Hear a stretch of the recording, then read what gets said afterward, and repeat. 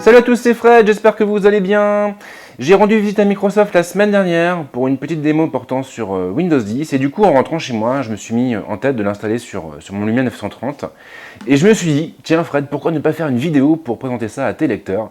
Et c'est évidemment la raison d'être de cette séquence. Alors cette vidéo ne sera pas pleinement exhaustive non plus parce qu'on ne peut pas lister toutes les nouveautés d'un OS en quelques minutes. Maintenant on va quand même passer en revue les ajouts principaux, et puis surtout on évoquera quand même une fonction qui fera son apparition avec la version finale de l'OS, et cette fonction risque de changer d'ailleurs pas mal de choses dans notre quotidien, puisqu'il s'agit de la version mobile, si je puis dire, de Continuum. En gros, on a pas mal de choses à faire, donc on va s'y mettre tout de suite. Alors on est sur l'écran d'accueil, il n'y a pas de gros changements, on a toujours la date, l'heure, les notifications qui apparaissent, et après on se retrouve sur l'écran d'accueil. Donc là encore, il n'y a pas de rupture, on a vraiment l'impression d'être sur le même OS, avec ces fameuses tuiles translucides, le fond d'écran derrière. Il n'y a pas de rupture entre Windows 8.1, Windows Phone 8.1 et Windows 10. Et ça, c'est plutôt une bonne chose. C'est plutôt une bonne chose pour les néophytes, notamment. Alors pour faire apparaître le centre de notification, on fera toujours ce fameux balayage du haut vers le bas. Donc on aura là-haut les réglages, qui nous permettront de désactiver ou d'activer le Wi-Fi, le Bluetooth, la rotation de l'écran. Ce qui est intéressant, c'est qu'on a aussi un petit bouton Expand qui se trouve juste ici et qui fera apparaître davantage de réglages, et bien sûr on pourra les personnaliser, modifier leur ordre, ce genre de choses.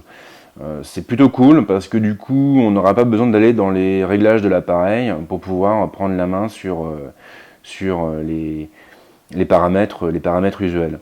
Ensuite on retrouve les notifications en dessous avec bon là une grosse partie au niveau des mails. Tout est rangé par application, donc j'avais les mails là-haut, Outlook, là en dessous j'ai Facebook, là j'ai notification par rapport au Windows Store, et puis on a les infos habituelles, hein, l'état de la batterie, la date, l'heure, le réseau, avec l'état du réseau.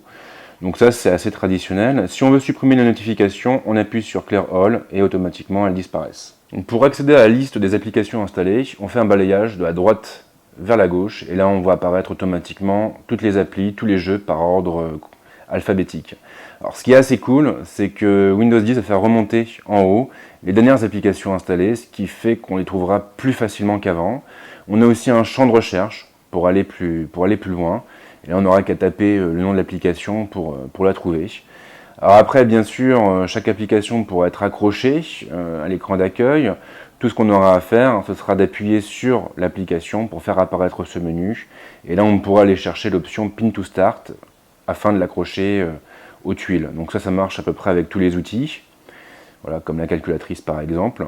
Et automatiquement, la tuile apparaîtra juste ici à la fin. Il n'y a pas de grand changement non plus au niveau du fonctionnement de ces tuiles. Si on appuie dessus pendant quelques secondes, on fera apparaître donc deux boutons. Un bouton pour la redimensionner, un bouton pour la désépingler et pour la faire disparaître de l'écran d'accueil. Au niveau des tailles de tuiles, on a toujours les mêmes tailles, hein, les mêmes formats, avec le petit carré, le carré moyen, le rectangle.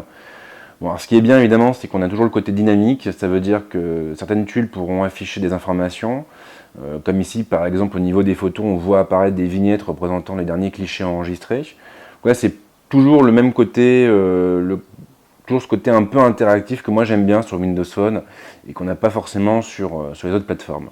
Alors pour le multitâche, on appuie toujours pendant quelques secondes sur ce bouton là et on voit apparaître les différentes tuiles qui symbolisent en fait les applications ouvertes. Donc là en l'occurrence j'ai que l'écran d'accueil. Maintenant si j'ouvre Outlook, voilà, hop, je repars sur l'écran d'accueil. Si j'ouvre le Store,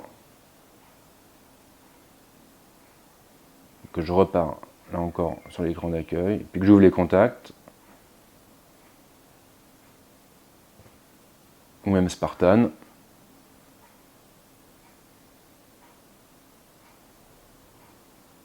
et que je repars après dans le multitâche, là on aura toujours voilà, les différentes vignettes qui apparaîtront les unes à côté des autres. Donc ça c'est assez sympa, d'autant qu'on pourra fermer l'application associée en la faisant coulisser vers le bas, comme ça, ou en tapant sur la petite croix. Donc là on a toujours un multitâche qui est plutôt vivant.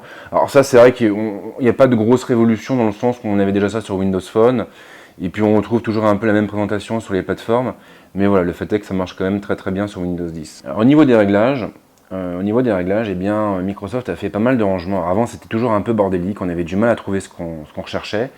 Maintenant, c'est beaucoup plus simple. On a toujours un champ de recherche qui va nous permettre d'aller taper le nom du paramètre dont on a besoin. Et puis ensuite, la firme a tout regroupé en différents modules. On a toutes les options en lien avec le système qui apparaissent en tête d'affiche. Après, on va avoir pareil pour les périphériques, pour les réseaux sans fil, pour la personnalisation de l'interface, pour les comptes, l'heure, la langue, l'ergonomie, la confidentialité ou les mises à jour. Donc ça, c'est quand même très très pratique. C'est plus visuel. Maintenant, quand on rentre dans les rubriques, on se retrouve face à une liste qui est similaire à ce qu'on avait sur Windows Phone. Alors, j'ai pas fait le tour de toutes les applications, mais déjà au niveau des mails, Outlook a pris un petit coup de jeune. Donc là, on est en fait sur Accompli. Je ne sais pas si vous connaissez l'histoire, mais en gros, Microsoft a racheté une application mobile qui était spécialisée sur les courriers électroniques, qui s'appelait Accompli. Et ils l'ont récupéré en fait pour développer la nouvelle version d'Outlook. Et du coup, on est sur une interface qui est bien plus vivante et qui est bien plus facile à utiliser qu'avant. Donc on a ce système de balayage qui va nous permettre de marquer des mails, de les supprimer. C'est plutôt bien fait. C'est plutôt bien fait. Et puis évidemment, on a toujours la possibilité d'accéder au calendrier, à la recherche, aux options de synchronisation en passant par ce fameux menu. Alors, il y a du mieux aussi pour l'agenda. Calendrier. Alors, il est où? Il est ici. Donc là encore, on a une interface qui est plus souple, je trouve en tout cas. La liste des comptes apparaît directement au premier lancement. Après, on n'a plus qu'à taper sur le bouton qui va bien pour faire apparaître l'agenda. Et là, on va pouvoir naviguer au sein des mois et puis faire apparaître en bas les rendez-vous programmés. Donc là, j'ai pas des masses de choses, c'est vrai. Mais c'est plutôt bien fait, c'est visuel et c'est facile à utiliser, j'aime beaucoup. Ça encore, c'est une application vraiment qui a eu le droit à un beau lifting avec Windows 10. Après, bien sûr, il y a Spartan, alors ça je ne pourrais pas ne pas en parler. Alors Spartan, qui s'appelle Microsoft Edge, c'est le nouveau navigateur de Microsoft qui va remplacer IE et qui propose pas mal de fonctions. Alors on les a pas toutes sur cette preview-là. Là, on a le mode de lecture qui ne marche pas avec tous les sites malheureusement. Alors ce mode, il va vous permettre de supprimer en fait toute l'interface des pages pour extraire le contenu. Donc on retrouve un petit peu le même système qu'avec Chrome. On a aussi avec Edge l'intégration de Cortana. Donc par exemple, vous êtes sur le site d'un restaurant, vous voulez connaître les horaires d'ouverture, vous posez la question à Cortana et Cortana va vous afficher l'information dans une barre latérale. Et puis surtout, on a un outil qui va vous permettre d'annoter des morceaux de page web, de dessiner dessus. Donc ça, c'est vraiment taillé pour le stylet. C'est une fonction qui risque de plaire aux étudiants et aux chercheurs. Et là, du coup, vous allez pouvoir annoter le web et synchroniser tout ça avec vos différents ordinateurs en vous appuyant sur OneDrive. Donc vraiment, il y a de jolies choses. Là, sur la version mobile, pour l'instant, c'est le b.a.-ba, j'ai envie de dire. On a juste donc le lecteur, on a les favoris, les listes de lecture, la recherche, les onglets, le hub et les fonctions de partage. Ça va pas plus loin, on n'a pas l'outil d'annotation, on n'a pas Cortana non plus, donc là, il faudra attendre malheureusement les prochaines previews. L'autre nouveauté, c'est le clavier virtuel. Alors, vous l'avez peut-être aperçu tout à l'heure, donc j'ai tapé un mail, ça ira peut-être plus vite. Alors le clavier virtuel, donc, il se trouve ici. Il ressemble beaucoup à ce qu'on avait sur Windows Phone, mais il y a un tout petit truc en plus, c'est que ici on a un bouton qui va servir de joystick. Et ce bouton, vous allez pouvoir le déplacer dans un sens ou dans l'autre pour faire évoluer votre curseur. Donc si par exemple, je me mets dans le corps du message, ce sera peut-être plus simple, je tape des choses, voilà, blablabla, blablabla. Voilà. Donc si j'ai envie de revenir en arrière, je vais prendre ce petit curseur et hop, je vais bouger mon doigt vers la gauche et automatiquement le curseur va se déplacer. Même chose vers la droite, en bas, en haut et ainsi de suite. Donc ça c'est vraiment très très sympa. Et ma foi, c'est bien intégré, donc c'est une fonction que j'aime beaucoup. Sinon, après, on a toujours à peu près la même chose avec la reconnaissance vocale. Et puis, le look du clavier ne change pas. Même chose pour l'emplacement des touches, leur agencement. Là, on est sur une formule similaire à ce qu'on avait sur Windows Phone. Alors, Microsoft a aussi développé un nouveau composeur et un nouvel outil pour les messages. Maintenant, le problème, c'est qu'il est buggé. Et il ne fonctionne pas chez moi, je ne sais pas pourquoi, mais voilà, je n'ai pas la fonction de téléphone sur mon Lumia 930, alors que j'ai une carte SIM dedans, qui est déverrouillée et ainsi de suite. Sinon, en termes de performance, j'ai pas vu de grosse différence avec Windows Phone. Maintenant, on est quand même ici sur un véritable OS, et ce qu'il faut savoir, c'est que le côté universel de Windows 10, on va aussi le retrouver au niveau des applications. J'ai pas la suite Office dessus malheureusement parce que j'ai pas de licence, c'est dommage. Mais en gros, ça veut dire quoi? Ça veut dire que si vous lancez PowerPoint sur votre téléphone, vous aurez une interface qui sera adaptée au mobile, mais vous aurez les mêmes fonctions que sur ordinateur. Vous aurez exactement les mêmes fonctions. Vous pourrez donc créer des animations, modifier des graphiques, comme vous le feriez avec votre ordinateur. Et ça, c'est quand même très très balèze. Même chose pour Word, même chose pour Excel et pour toutes les applications qui joueront la carte de l'universalité. Alors après, bien sûr, ce sera aux développeurs de bosser là-dessus et de proposer des outils adaptés. Maintenant, toutes les applications natives proposées par Microsoft seront universelles. Et ça, c'est une information qui est vraiment importante parce que du coup, on aura bien plus de possibilités avec notre téléphone qu'on ne l'avait avec Windows Phone. Alors Continuum, je ne peux pas vous le montrer en vrai parce qu'il n'est pas dispo sur la version preview, il faudra attendre la version finale pour en profiter. Mais voilà, je ne pouvais pas faire l'impasse dessus parce que vraiment c'est une fonction qui est très très prometteuse. Alors je ne sais pas si vous le savez, mais Windows 10 va pouvoir adapter son interface en fonction de la manière dont on va utiliser notre terminal. Si vous avez une machine hybride par exemple, quand vous brancherez un clavier, vous serez automatiquement en mode desktop avec le menu démarrer, avec le bureau traditionnel et les applications qui s'ouvriront en mode fenêtré. Donc finalement on sera sur une configuration proche de celle de Windows 7. Maintenant, quand on retirera le clavier ou quand on le débranchera, là automatiquement on basculera en mode tablette. Et du coup, on aura l'écran d'accueil qui s'ouvrira en plein écran, les applications qui s'ouvriront en plein écran, et on se retrouvera face à une interface proche de Windows 8 ou de Windows 8.1. Donc cette fonction, on va aussi la trouver sur mobile.